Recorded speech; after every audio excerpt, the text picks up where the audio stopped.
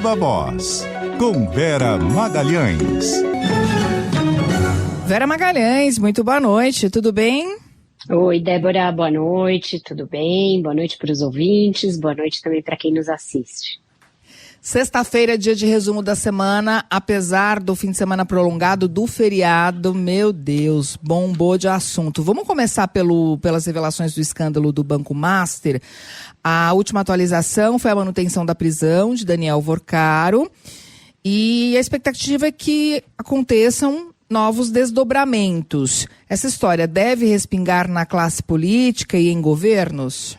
Com certeza, Débora. A gente vai esperar aí um balanço do que o Banco Master operou em carteiras de crédito consignado e também em títulos ali de previdência, regimes próprios de previdência de estados e municípios. O balanço parcial já mostra um estrago bem grande. São pelo menos 18 entes federados com regimes de previdência ligados ao Banco Master, entre eles 3 estados, 15 cidades. Dessas 15 cidades, 2 são capitais e dessas 15, 5 ficam aqui no estado de São Paulo. Então, muita coisa e não se sabe como que os segurados aí, os que são ligados a esses regimes de previdência, vão ser ressarcidos e qual a ligação de gestores desses fundos e também de políticos, né, de governantes das cidades e dos estados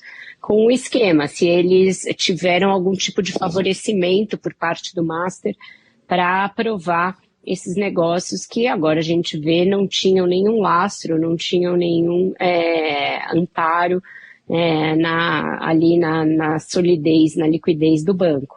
Da mesma maneira, em créditos consignados também são vários. O governo da Bahia é um deles, o governo de Mato Grosso também tinha carteira de crédito consignado dos seus servidores.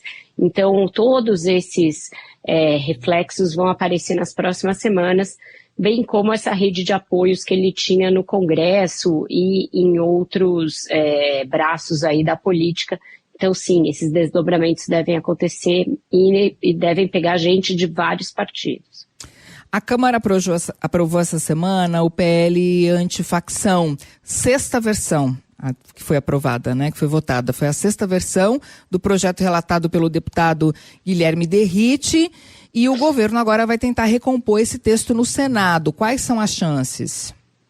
Mudou muita coisa, né, Débora? Até o título, o nome do projeto mudou a maneira de destinar recursos para Polícia Federal, ele pulverizou em vários fundos esses recursos, ele ainda, no entendimento dos especialistas, o projeto ainda tira atribuições da Polícia Federal, ainda enfraquece a sua atuação.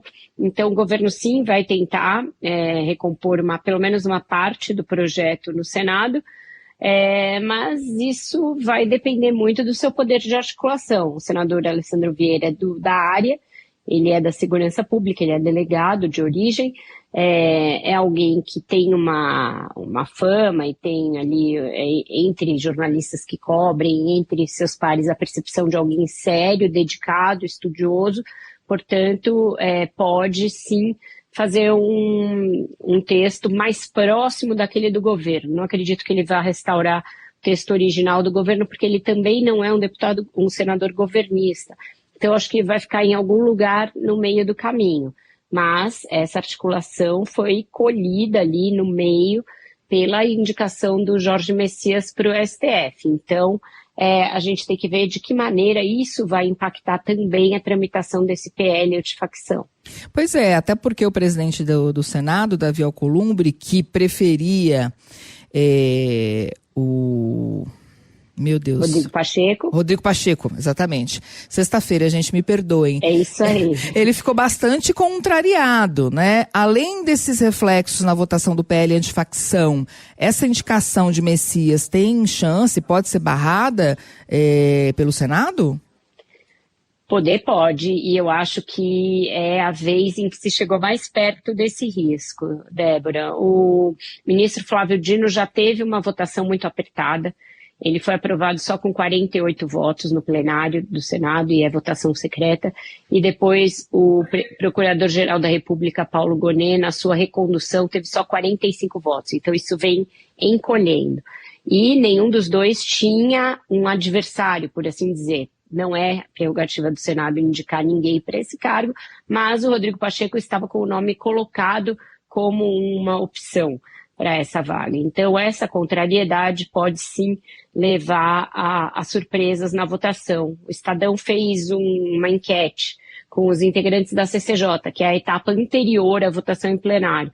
E, por enquanto, os que se dispuseram a responder estão muito divididos entre a aprovação e a rejeição, e tem muitos senadores se dizendo indecisos. Senadores, inclusive, da base. O líder do MDB no Senado, Eduardo Braga, foi um que anotou a coluna dos indecisos. Então, é sinal de que isso impactou e contrariou a outros senadores, além do próprio Davi Alcolumbre. Bem, ontem o governo dos Estados Unidos anunciou o recuo do tarifaço sobre vários itens. Essa é uma vitória de Lula e da diplomacia brasileira? Com certeza. Esse é um fato para o governo comemorar numa semana aí de alguns sustos, alguns ruídos, mas com certeza isso aí sim. Se a gente olhar agora, só 22% dos produtos brasileiros da pauta de exportação seguem com a tarifa máxima, né, que são os 10% padrão e mais a sobretaxa de 40%. O governo comemorou largamente a ampliação da lista dos produtos que ganharam isenção da sobretaxa. O Geraldo Alckmin, vice-presidente, disse que é sim uma vitória e que a gente passou de 36% da nossa pauta de exportação da tarifa cheia para algo como 22%. Então, sim, uma vitória, mas o governo está dizendo que ainda quer mais, que ainda vai negociar para que essas exceções aumentem ou para que simplesmente o governo americano desista de sobretaxar produtos brasileiros como vem fazendo. Até porque ainda tem setores importantes, né, taxados em 40%. Calçados, imóveis, máquinas, motores, ainda não estão isentos do tarifaço. Enquanto isso, no bolsonarismo, Alexandre Ramagem teve a prisão decretada porque viajou para os Estados Unidos. Ninguém sabe como, porque o passaporte dele estava retido, né? E a defesa do ex-presidente Jair Bolsonaro resolveu nem esperar a negativa dos últimos embargos e protocolou o pedido de prisão domiciliar. Está próximo o cumprimento de pena do ex-presidente e dos demais condenados? Eu acho que essa saída do país sem justificativa, sem comunicação por parte do Alexandre Ramagem, que está sendo entendida como fuga pelo Supremo e por todo mundo praticamente, atrapalhou bastante a situação do Bolsonaro. Se havia ali uma predisposição da parte de alguns ministros com essa ideia de manutenção de uma prisão domiciliar, até por razões humanitárias, até ali em consonância do que foi feito com o ex-presidente Fernando Collor, eu acho que essa predisposição reduziu um pouco depois da saída do Ramagem do país. O Supremo está se sentindo bypassado, acha que levou uma bola nas costas, e aí o Alexandre de Moraes se antecipou e fez esse pedido de prisão, e acatou, né, um pedido de prisão para o ex-diretor-geral da ABIN, e a defesa do Bolsonaro, com a qual eu tinha falado ainda na véspera, e que não estava achando que a decisão do Alexandre sobre o Bolsonaro era para esses dias, agora se antecipou aos próprios embargos infringentes e já apresentou o pedido de prisão humanitária. Está dizendo que vai apresentar os outros embargos, mas foi mais rápida e apresentou esse pedido de prisão humanitária para ele. Débora, eu acho que está se aproximando, sim, a decisão da primeira turma do STF, que vai dizer que é hora de se cumprir essas penas, não só para o Bolsonaro e para o Ramagem, mas para todos os condenados, pelo menos no núcleo crucial, que foi aquele primeiro com 7 réus, e que aí vai se saber se o Bolsonaro vai mesmo para uma prisão, e nesse caso a hipótese mais provável até aqui é que ele vá para uma ala específica lá da Papuda, em Brasília, ou não. Então, eu acho que para a próxima semana a gente vai ter novidade nesse que é um fator crucial aí para a direita brasileira, né? E isso deverá gerar uma grande comoção, mesmo porque tem visitas autorizadas ao Bolsonaro, se não me engano, em dezembro, ainda não é semana que vem, portanto, nas próximas, e todo mundo está esperando uma decisão dele quanto ao qual será o destino da direita brasileira quando ficar evidente que ele não poderá mesmo ser candidato, já está evidente, mas quando ficar evidente para ele que ele não poderá ser candidato. Então, eu acho que essa saída do Ramagem do país pode sim ter precipitado as coisas de uma maneira meio dramática para os bolsonaristas. E todo mundo com as barbas de molho ali, muito preocupado, e a própria defesa do ex-presidente mudando de estratégia a partir da constatação de que os caminhos de negociação se estreitaram e os prazos se encurtaram, desde que o Ramagem foi flagrado ali numa boa, né? Ele tinha se licenciado por motivos de saúde, mas está ali com roupa de ginástica, sua mulher também com uma roupa toda fitness, curtindo a vida nos Estados Unidos. Pois é, agora essa fuga tá lá, prisão decretada, ainda não se sabe exatamente como é que ele foi para lá, porque ele não tinha documentação, mas enfim, os próprios bolsonaristas já disseram mais de uma vez, inclusive o ex-presidente Jair Bolsonaro, de que não é difícil fugir do país, né? Como é que fica essa situação dele? Vai ficar aqui como os outros que já têm prisão decretada e que seguem nos Estados Unidos, Débora, porque o regime de extradição com os Estados Unidos é muito complicado. Então, o Alan dos Santos, o próprio Paulo Figueiredo, acho que tem outros aí que já têm medidas contra ele determinadas, e seguem a vida livremente lá, postando em redes sociais, se locomovendo para lá e para cá, numa boa, ofendendo os ministros do Supremo, continuam fazendo isso com postagens, inclusive trabalhando contra o país junto ao governo dos Estados Unidos. Eu acho que ele vai ficar nessa mesma situação, caso não haja algum meio mais coercitivo de trazê-lo de volta, uma vez que, no caso dele, é uma condenação pelo Supremo Tribunal Federal, né? Os outros não têm uma condenação final, ele tem. Então, não sei se tem algum meio mais eficaz de trazê-lo, mas a situação é a mesma de outros bolsonaristas que já foram para os Estados Unidos. Muito bem, Vera, vamos fazer um balanço aqui da COP30. O resultado que nós temos até agora, na verdade, né, frustra as expectativas do governo brasileiro?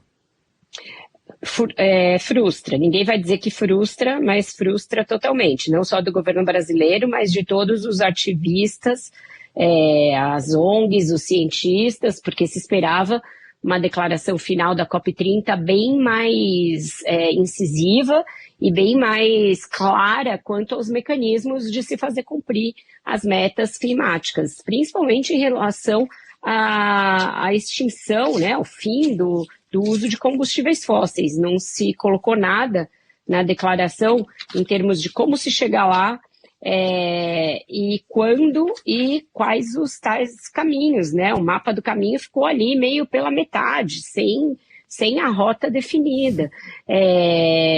Ficou muito aquém do ideal, e a verdade tem de ser dita, não dá para ficar dourando a pílula.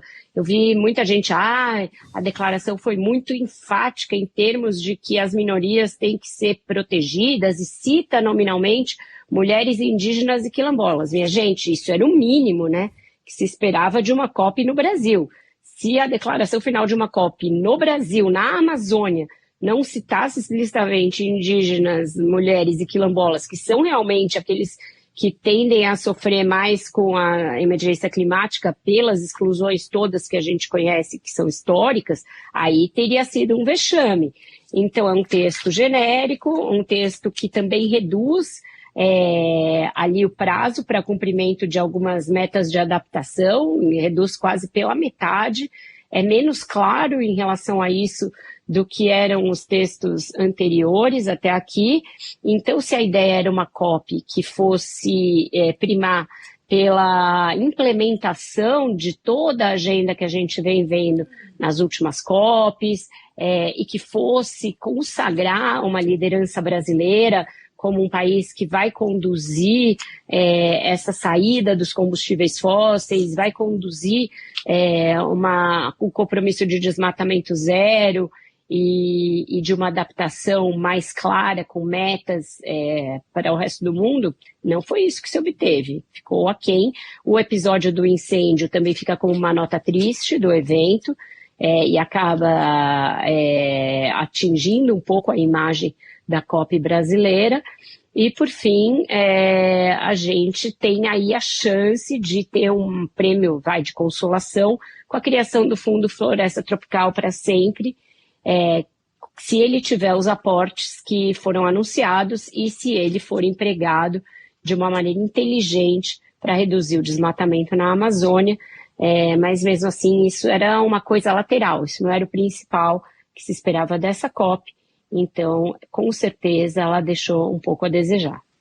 Ufa, demos conta de tudo, então já dá para sextar com música. Sextar com música. Eu não sei vocês, o que vocês estão fazendo nos últimos dias, se estão vivendo, mas eu estou apenas esperando pelo momento de encontrar esse Caim e esse Abel da música mundial, que se odeiam, porém que a gente ama.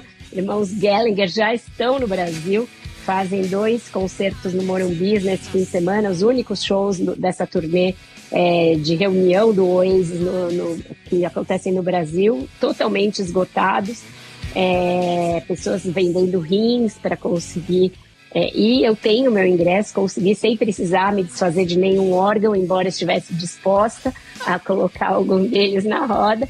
Então é isso, vamos testar ao som de Oasis. Eu estou vivendo para esse momento. Supersonic.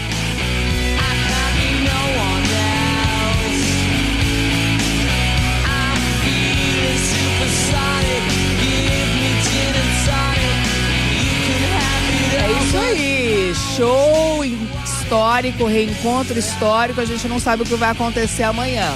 Quer dizer, no dia depois, segunda-feira. Peraí, já tô perdida. Segunda-feira, se eu vier, eu prometo contar tudo pra vocês. Se eu vier, que alguma coisa aconteceu.